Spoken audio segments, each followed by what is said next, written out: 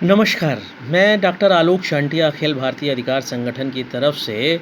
आज अधिकारों और महिलाओं के बीच होने वाले द्वंद्व के बीच में मनाए जा रहे नाग पंचमी त्यौहार में एक उत्तर भारत में और उसी के समानांतर त्यौहार मनाया जाता है जिसमें गुड़िया पीटने की परंपरा निभाई जाती है। क्या है यह परंपरा और उसके पीछे क्या तर्क है, आइए इसी को जानते हैं। पहले तो आप ये जानिए कि श्रावण मास की पंचमी को नाग पंचमी मनाई जाती है। इस कहानी को सभी लोग जानते हैं कि कैसे एक महिला के पास जब भाई नहीं था तो उसने कैसे एक सर्प को बचाया और कैसे सर्प ने बाद में उस भाई का उसके जीवन में रोल या भूमिका अदा करी। मैं उस पर जाने के बजाय आज आपको यह बताना चाहता हूँ कि भारत सदैव से ही प्रकृति की पूजा करता रहा है। सांस्कृतिक पारिस्थितिकी का यह एक महत्वपूर्ण देश रहा है जहाँ पर मानव ने अपने साथ साथ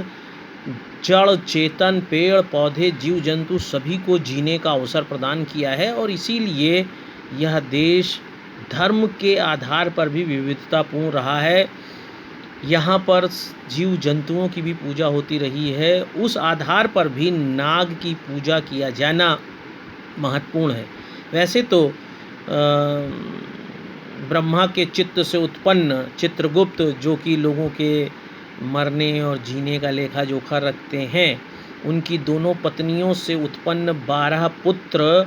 की शादी नागलोक की कन्याओं से हुई थी। इसलिए भारत में कायस्थ भी नागवंशी माने जाते हैं और उनके यहाँ नाग पंचमी और गुड़िया पीटने का त्यौहार ज़्यादा अच्छा मनाया जाता है। यहीं पर एक सबसे बड़ा तर्क है क्योंकि कायस्थों में लड़कियों को ना तो मारा जाता है ना उन्हें जलाया तो ना जाता है। ऐसी स्थिति में नाग पंचमी के दिन या गुड़िया पीटने का त्यौहार क्यों मनाया जाता है? बहुत से जो महिला विमर्श के लिए लड़ने वाले लोग हैं उन्होंने बहुत ही सतही रूप से इसको महिलाओं के अत्याचार से जोड़कर देखा है, जबकि एक इसके पीछे पौराणिक कथा ज़रूर है जिसमें सांपों के राजा तक्षक ने पांडव के वंशज परीक्षित को काटा था और बाद में कालांतर में जब राजा परीक्षित की चौथी पीढ़ी आती है और उधर तक्षक की चौथी पीढ़ी आती तो तक्षक की पीढ़ियों में से एक लड़की का विवाह परीक्षित की चौथी पीढ़ी के एक राजकुमार से होता है, लेकिन यह बात गुप्त रहती है। लेकिन एक दिन वह तक्षक की वंशज अपनी सहेली को बताती है कि वह तक्षक की वंशज है, फिर वह कहती भी है कि किसी को न बताना, फिर वह दूसरे को बताती है। ऐसे करते करते यह बात सभी लोगों में फैल जाती है। जब यह बात तक्षक के राजघराने में पहुंचती है तो उन्हें यह दुख होता है कि महिलाएं कभी भी अपनी बात को पेट में नहीं रख सकती हैं और वह एक आदेश पारित करते हैं कि जितनी भी राज्य भर की महिलाएं हैं उनको सार्वजनिक स्थान पर चौराहे पर इकट्ठा करके पीटा जाए। और कहते हैं कि जब उन्हें पीटा गया तो उसी के प्रतीक के रूप में यह गुड़िया पीटने की परंपरा आज भी निभाई जाती है। लेकिन मैं मानव शास्त्र का विद्यार्थी हूँ और मानव शास्त्र के विद्यार्थी होने के कारण धर्म में जादू टोना भी एक विशिष्ट स्थान रखता है और आरंभ से ही भारत में यह माना जाता रहा है कि बुरी आत्माएं भी अपना प्रभाव मनुष्य पर बहुत डालती हैं। बहुत से ऐसे धार्मिक स्थान हैं जहाँ पर जादू टोना होता है, जहाँ पे बुरी आत्माओं को झाड़ा जाता है। ऐसी स्थिति में यह बुरी आत्मा जब तब घरों में अपना स्थान बना लेती हैं, घरों के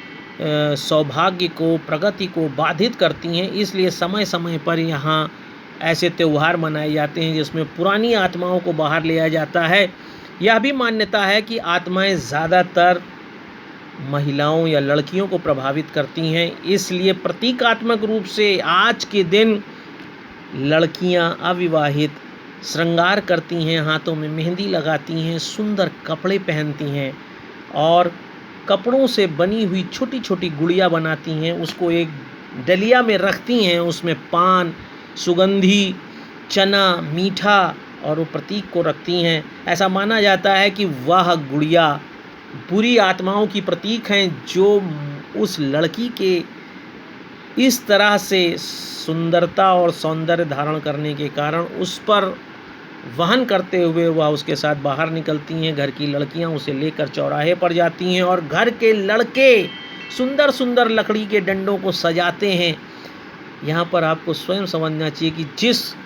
कार्य में उमंग है, उत्साह है, लड़के उसको रंगते हैं डंडे को, उसमें निश्चित रूप से कहीं पर भी हिंसा जैसा बोध नहीं होना चाहिए। जिस तरह से लड़कियां सजती हैं, मेहंदी लगाती हैं, श्रृंगार करती हैं, उसमें भी ये बात प्रमाणित होती है कि यह त्यौहार लड़कियों के शोषण या लड़कियों की हिंसा से नहीं जुड़ा, बल्कि उन बुरी आत्माओं को इस सुंदरता और सज्जा और श्रृंगार के माध्यम से, अपने माध्यम से वह बाहर ले जाती हैं। और वहाँ पर भाई जैसे ही वह उसे सार्वजनिक जगहों पर डालती हैं, आप जानते हैं जादू टोने के, चाहे वो नींबू मिर्च हो, चाहे वो मलिया रखना हो, चाहे पानी डालना हो, ये सभी एक ऐसे सार्वजनिक चौराहे पर डाले जाते हैं जहाँ पर कोई व्यक्ति यदि उसे नांग जाए तो वह जो संकट है वह उस घर में वापस नहीं आता है, या वहाँ पर 4 रास्ते जाते हैं, इसलिए वह बुरी आत्माएं फिर से उस घर में जाने में